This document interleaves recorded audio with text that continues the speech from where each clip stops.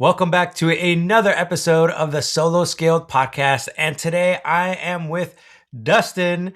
Dustin, you know what? I didn't even Yeah. ask you how to say your last name. Oh yeah, it's fine. It's kind of people church it up or French it up, but it's Dustin Dozier, Dozier.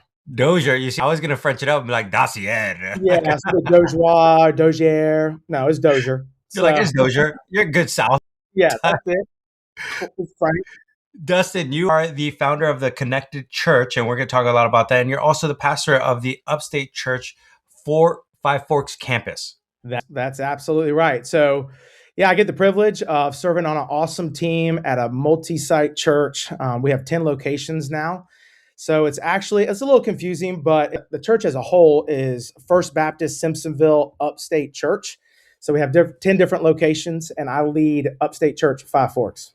Yeah. And what's unique about this, and you and I have been texting back and forth about Yeah, this, most multi-site, when people hear multi-site campus, there's literally one main location and then they broadcast to all these other sites.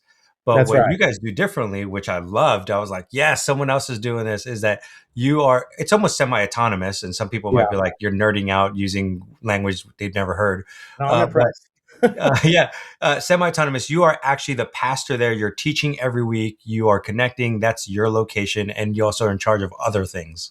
Yeah, that's Amongst it. absolutely correct. We really have a deep conviction of the live teaching, but even more so than that, just the personal shepherding of a pastor at the campus, not being a campus pastor in the sense of a glorified welcome host or do an announcement guy, but really, yeah, I get the opportunity to really walk with families and adults at our campus. We average about 600 on a Sunday.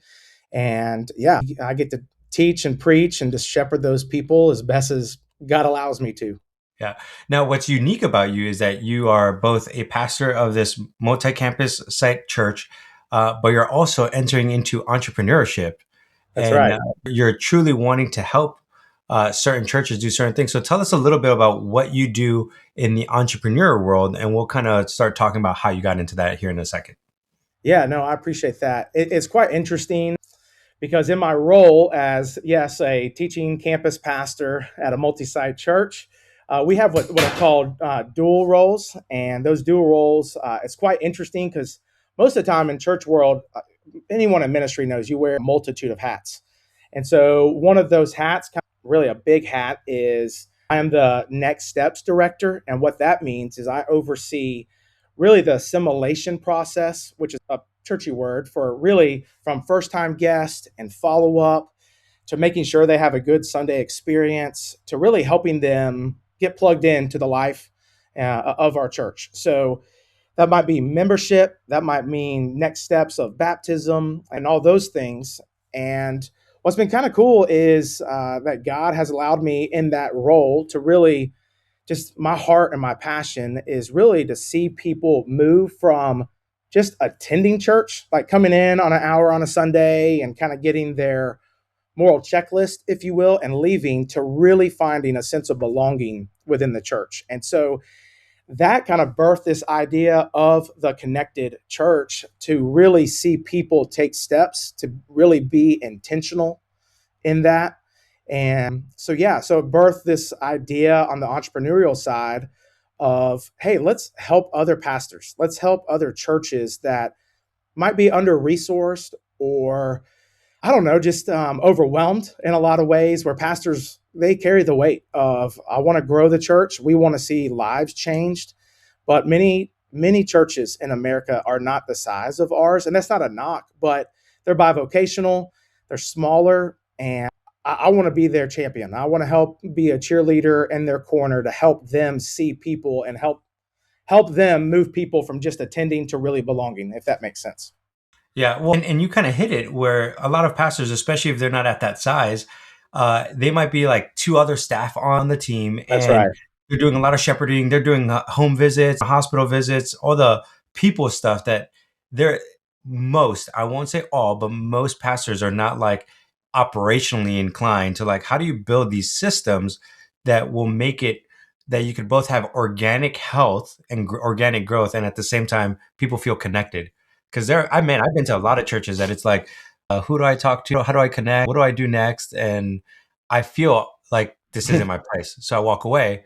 But those Yeah. who do have a really good connection, I'm like, oh man, I love this church. It's great. I belong here.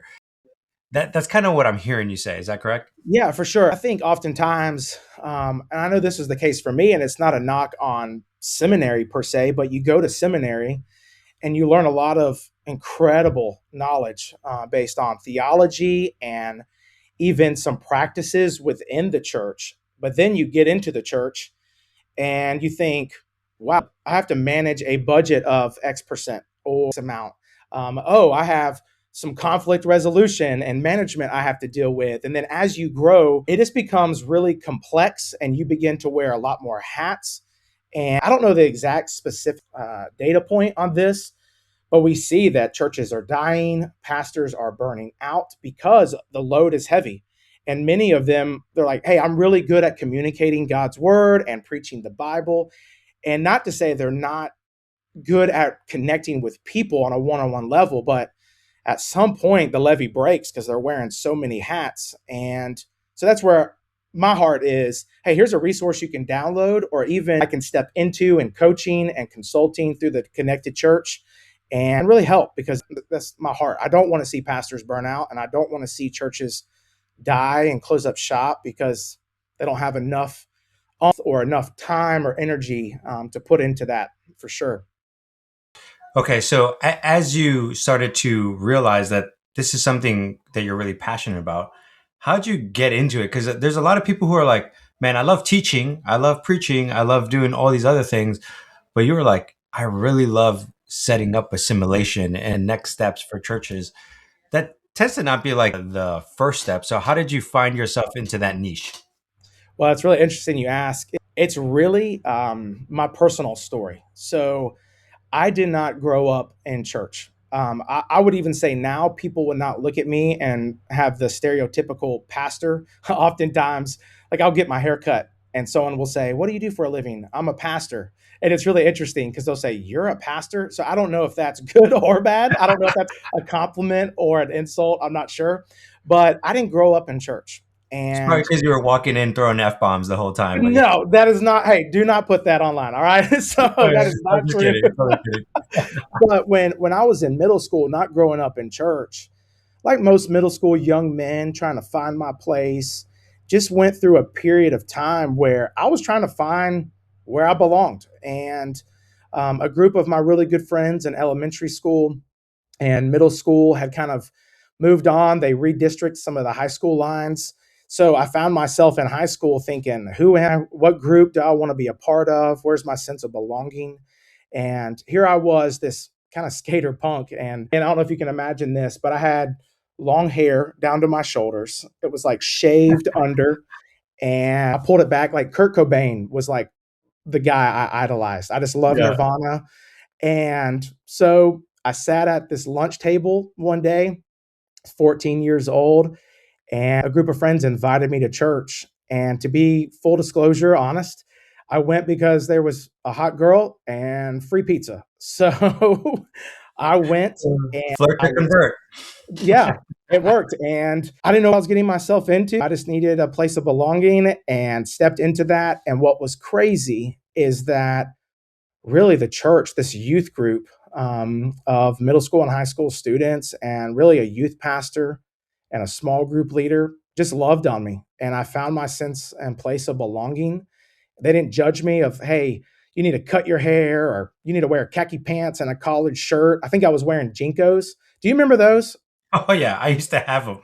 Yeah. So those are, if you don't know online, I mean, Google that. It's hilarious. But I would wear Jinkos and an oversized Nirvana shirt.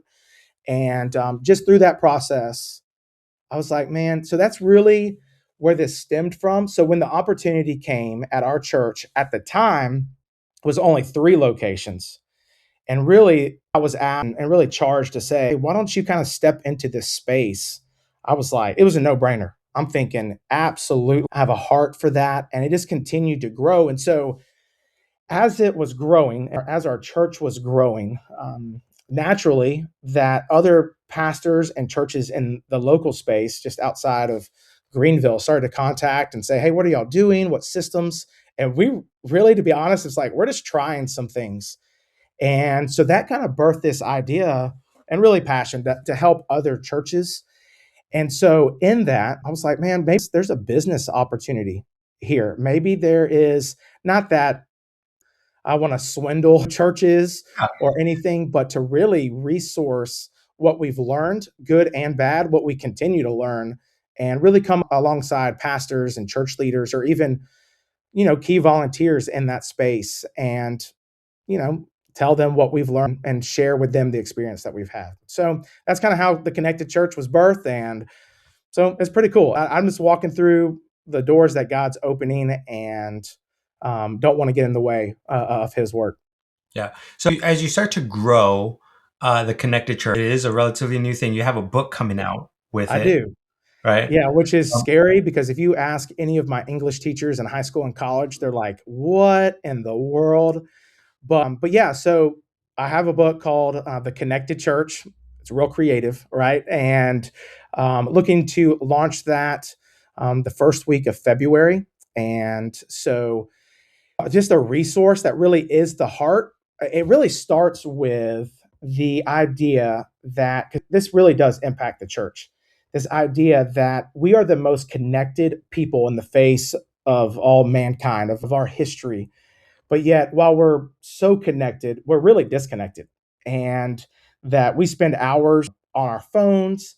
And instead of having deep relationships with best friends and deep conversations, that we actually are pretty shallow. I hate to admit that, but we spend more time comparing ourselves to people we see on social media, spend more time go, go, go and connected to our phones than we do connected to one another. And so, really, the heart of the book is because of that, how has that impacted the church? Whether that is coming and going, whether it is, hey, I'm just going to do online, and we really do ourselves a disservice of connecting with people relationally. So, how do we step in as pastors, church leaders, volunteers into that space? And so the rest of the book is really how do we do that? How do we connect with a community that's disconnected? How can we as pastors be transparent and be connected to the people in the community and with our church? How do we do that? Because, I mean, Ken, like church can be intimidating, it can be overwhelming for the first time guest. Maybe they have baggage from the past. And so, yeah, so the church is or the book is launching that. The Connected Church book is launching that. And then I have this business, the Connected Church. You can go to Connected Church, theconnectedchurch.com, and yeah, download some resources and some courses of what does it look like to build a connections team? How do you really implement some of these principles from the book into the life of your church? So yeah. yeah. So walk us through, people who listen to this, they are running a business, they're building a business. Some of them are in ministry, some of them are not. But I think there's a lot of lessons that people who are not in church can learn and implement in their business. So I'm Absolutely. curious, what were some of the things that you found that like kind of if I was in Greenville and I was like one of those pastors who called you up, like, hey man, what are you guys doing? Because when I hear going from 3 churches to 10 churches, that's a massive leap. Oh, yeah, and it's And I like in know that, 4 years. It's crazy. yeah. And you said 4 years? Yeah, in 4 years. Oh my So, God. So for sure. I'm assuming the connectedness, the assimilation has to be a big component to that. So what were some maybe key things that you guys did that you were like, hey, this is what worked for us, and potentially business owners can learn the same from? Yeah, I think one thing that we learned in the church ministry context that I think is so valuable in the business side of things, where you begin to grow and scale your business. One of the things, and I'm not even saying we're perfect at this, but we really focus on the relational side, being personal. I think one of the things that kills bigger churches is that things can become so disconnected and automated that it's things like, hey, I need to talk to someone about this. I would like to talk to a pastor about this. And it breaks my heart because I see other churches that will say, well, the pastor's unavailable for 6 months, or email info at type Yep. mentality. And so we try to make it super personal. So, for instance, to give you a practical example, Yeah. anytime someone visits our church, one of the things that, once again, I'm going to say we're perfect at it, But one of the things that we are die hard about is a handwritten note that every guest that fills out a Connect card or goes online and says, I want information about your church. We have a system in place where our campus pastors, other residents, if you will, at each campus, they're writing a handwritten note. That's kind of a lost art. Wouldn't you agree? Yeah. It's kind of a I feel like I get things in the mail and I'm thinking, hey, what in the world? But I really do think it's awesome when someone writes a handwritten note that says, hey, thanks for coming. Hope that you had a great experience. And I can't tell you if I had $1 for every time someone said, man, we got your note and really appreciate that because we went to X church and it was like we just came in and left. And so that I think that is huge. Keep it personal. I say this all the time that people are more important than programs. And I think churches can program themselves to death. But man, you connect with someone at a coffee shop, hear their story, it's huge. It is so valuable than any program that you would ever create and spend tons of money on. So I think that is huge. And I would say the second thing, and I would say this to business owners as well, and I'm still learning this, that it's really clear next steps. What do you want? What's the journey that you want to take a church member on or a customer or client on? What does that journey look like? Because if it comes across salesy or inauthentic, no one wants that. And so have to be really intentional, be mean about the vision and the path and say, this is what we're doing and articulate that well in your business practice and your ministry practice of guiding them because, I mean, we have so much noise and different steps of, I don't really know what to take, where to go. So I feel like those are two good principles from what we've learned for sure. Yeah. It's fascinating when I talk to, I work with a lot of expert-led business owners. So just kind of coaches, consultants, thought leaders, and the amount of times that they don't have a customer journey of like where Mm. they're taking their people and what they want them to learn about before joining their program like that is like astronomical. They're like, oh, I never thought Yeah. about that. I thought they just like looked at my website and they bought. And I'm like, no, there's Yeah. tons of stuff that needs to happen. But it's fascinating because in churches, it's the same thing, right? Where Yeah. I remember trying to network with the churches in my area and the larger churches. I was like, I'm looking for a new church for my Mm. family at one point. And I remember the larger churches, I'd be like, hey, is there a pastor I could connect with? Oh, And yeah. every single one of them, it was like, oh, come to this lunch in that we're going to do. I'm like, well, what if I can't make it to the lunch? Can Yeah. I connect with some Right. like, and I'm super proactive. Most people are not. Yeah. Most people are not. You're right. So I'm curious and this is the reason I bring that up. Most people who are not proactive, what have you found to do to kind of bring them in and say, hey, I want to be more intentional with you guys because they tend to be the wallflower. And I think in business, this happens a lot. There's the wallflowers watching, but you're trying to bring them in. Yeah, I think for us, a personal invitation is huge because you're going to have people. I have people at my campus that they come to church and they love what we do and they come, they're regular attenders, but oftentimes they might be a little bit more introverted. They might have some church hurt or baggage. They might be like what you're saying, Ken, kind of a wallflower of checking things out to make sure one, we're not crazy or that we're not ingenuine or big church kind of, we just want numbers type thing. And so a personal invitation of, hey, I know you've been coming for a couple weeks. Have you thought about this? Or if you know them well, I think it's okay to have like the big ask where if someone's really, really outgoing, I might say, hey, you have a great personality and I love that we connected over coffee. Have you ever considered serving on our connections team? You just seem like you're an outgoing person that you are easy to relate to and start conversation. Thought about that?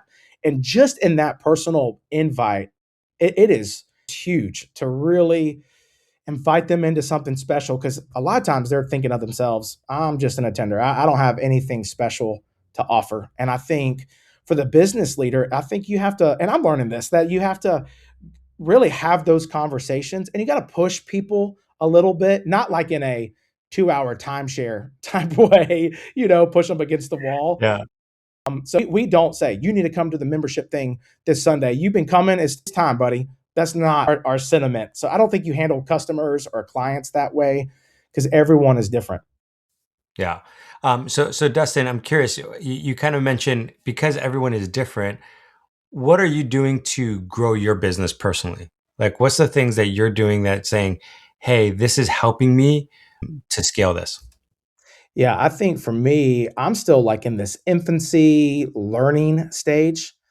So for me, good, bad, and ugly, I'm going to Christian business owners that can give me feedback, can poke holes in what I'm doing well or not so well. I literally just had a Zoom conversation with someone on Monday who I would say is really an expert in some hospitality stuff inside church world and not. And it's like, hey, here's some things to think about, or here's a downfall I can see in your business approach, or, those kind of things. And it Yeah, hurts. I'll be honest, like, I think as a business owner and even in ministry, it's so relationally driven. Every business owner and pastor that I've met loves and you're the most passionate person about what you do. And oftentimes what I'm learning is I can be blinded by things. I could spend hours on a content that I created or an idea that I have. And then when someone comes in and says, it's not that good, or you need to fix it, I'm like, okay, I'm deflated. Deflated. And it's horrible. Like, who is that person? You know what I mean? yeah, yeah, yeah. It And I feels think so we have personal. it is. It's personal, but you got to be open to that feedback. That's how you grow and you're stretching yourself and your ideas. And really, I'm not the person that I might think it's the best idea in the world. That doesn't mean that everyone's going to buy it Yeah. or, understand the mission.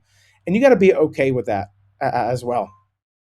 Yeah. Well, one of the things I'm walking away from this, Dustin, is I'm thinking about all the other businesses and even ministry leaders who might be listening to this is like, how can you automate things, right? Because automation is important. It saves you time. But how can you also be high touch, especially Yeah. in the age where we're so disconnected? How do we find ways to be really high touch? It might be the note. It might be the coffee date. It might be Mm. connecting in different ways. I love that you're thinking that way of just like, hey, what do I do? And then at the same time, you're getting feedback where you're Yeah. saying, "Yeah, I need a lot of feedback on what am I doing? Am I doing this right?" And you're getting feedback from multiple people, right? There's wisdom in a multitude of counselors, is what I'm hearing from you. So I love the approach that you're taking as you Appreciate are growing this thing. I want you to talk to the person who's struggling. They're like, "Man, I've been at it. I'm pushing. I'm trying my business, and I'm not growing." Is there any words of encouragement that you have for them to just like keep going? I mean, obviously, as a pastor and as a Christian, I think prayer is huge. Yeah, I think really being dependent on God in that. And I think you have to find your identity and your calling in that. For me, I mean, there's going to be time where super busy or times someone says something or it's not going according to plan that, man, it's natural to be down on yourself. But I would say if you feel like, man, this is what I'm passionate about, this is what fills my bucket, this is what energizes me, learn, continue to push forward. You just never know what is going to happen and trust God in the process. Now, I obviously think you have to have people in your corner that you trust that are really solid voices that you will accept criticism, but they're also your biggest cheerleaders. yeah, You have to have people in your corner, whether it's your spouse, your kids, a business owner, a best friend that says, "Hey, keep it up, keep going." And so, this is what you're passionate about, man. Get after it, keep going. But I also say, if you find yourself in a spot that, and this really was being fully transparent, about 6 months ago, I found myself thinking and just wrestling with this inadequacy of what am I doing? Like I got so much on my plate and no one, like, writing a book, like, who does that? I mean, I wasn't good at English in high school, much less college. That's not good. Or start a business. You're already wearing so many hats. And so I really wanted to call it quits. And I'm so thankful for guys on our team here at the church, friends that held me accountable and really pushed. So put people like that in your corner that aren't just yes men. I'm not just saying like fluff, but are going to push you to that next level. in a good, healthy way. And I also think in that period, you know what it did, Ken, is that it actually allowed me to kind of hit pause and pull myself out from like being in the like right next to the tree, and Yeah. pull myself and see the forest, take a deep breath and say, okay, here's some things that I need to reclarify or some a different direction I need to take. And I think it's good to do that. I think we just are, man, our foot is on the gas 24/7. And sometimes we just need a break. We need to pull our head out and say, okay, let me look at this from a bigger picture. Yeah. Dustin, I love all that. I love what you're doing. I love how you're trying to help other churches grow. One of the things that I want before we wrap up our time, I ask all of my guests these same 5 questions. And these 5 questions, I'm trying to grow what I call the expert led business trend report. Right. So you don't have to answer very long, quick 30 seconds, just knock these out. But I'm just curious where you're at. And then I'm going to compile this into a large report. So the first question is this: what's something in your business you're experimenting with right now? So right now I am experimenting with really kind of the online course thing. Yeah. I know a lot of people do that. I'm new to it, and I think just in a fast-paced world, being able to have an online course, if you will, of really short segments and modules to help people, so they can do it in their own timing. So I'm experimenting with that to see how it goes. Sweet. All right. Question number 2: which part of your business feels the most influx, or you're like, "Ah, this is the weakest area"? I would say it's kind of the back end, ironically enough, of the business. Because it's an online resource, I'm learning and I'm very deficient in kind of the follow up of someone purchases an online resource or they fill out a connect form. What is that, or contact form? What does that look like for me and follow up and making sure they're nurtured and loved on and that? So I'm learning in that. Sweet. That's great. Question number 3: what's a goal you're building toward this year that you're really excited about? Yeah, so a goal that I'm building for in 2026 is really, and I'm starting on a small scale locally, of a network of pastors that are in this space where we can just learn. It's not a networking in the sense of, look what I'm doing. It is a place of humility and learning and growth where we can really together make an impact in the bigger seed church. This is awesome. All right. Question number 4: where do you see the industry shifting, and how are you preparing for it? And for you, maybe the industry might be like ministry and church. I'm just curious, where do you see it shifting, and how are you preparing for it? Yeah, I definitely think in a weird way that the church has been disconnected and or people attending church, we see the decline of attendance and many churches that aren't offering connection, but I'm hopeful because I see in a younger generation, especially in young professionals and college students that are wanting deeper community and belonging, and so they're looking for churches that offer that, and not fancy, but just great community. So I personally think I'm hopeful that I think churches are going to shift that way, ministry is going to shift that way, and really see an awesome life change happening across ministry. All right. Last question: what's the legacy you want to leave behind? Man, that's a good question. Like as a pastor, I always tell people or ask people, what's going to be preached at your funeral? So Yeah. that's kind of a similar question. Yeah. I would say one, and this is personal, I hope that people say that I loved my wife well, that I loved my 3 kids well, that businesses can come and go, churches and ministry can come and go, but my family's my family. So I hope that is a legacy in regards to ministry and the connected church. And I hope that it is one that he was the real deal. He really cared about churches and pastors and to see the church grow. Awesome. Dustin, for those who are listening to this and they're like, I really like what you're doing, I want to connect with you, what's the best way to reach you? Yeah, so right now I would say feel free to reach out to me, DM me on Facebook or Instagram at Dustin Dozier. You can also go and visit theconnectedchurch.com. And so that's not fully developed yet, but it's still up and live because I'm testing a bunch of things. or even my church email, ddozier@upstatechurch.org. Feel free. I would love to answer questions, help your church in any way possible, and would love to connect. I love people. So Yeah. And for those who are listening to this, I would say, Dustin, you are the real deal, man. You've been great you're kind. friends since we've connected. It's been fun just to hang out and talk and chat, a lot via, Facebook Messenger. So Yeah, you are genuinely care about people. man, I And appreciate I'm that. excited to see the Connected Church grow, man. Yeah, I appreciate that, Ken, and it's an honor to be on here. I'm cheering for you. The new book out, man. I can't wait to get a copy and share that, and just your heart for businesses and for leaders. It's definitely needed in this space because as a pastor, there's a lot of people, there's a lot of weight, but business owners, whether it's small business or big, they carry a lot of weight, and they need Yeah. people like you in their corner. So I appreciate the time. Thanks, Dustin. For all of you listening, man, go check out Dustin. Go check out the Connected Church. And if you're still interested in trying to figure out like what kind of business am I supposed to be running, man, reach out to me. It'll be a great time. We'll just love to help you in any way possible to help you scale your church, scale your business and your church. You guys have a great day. God bless. Let's do both. Yeah.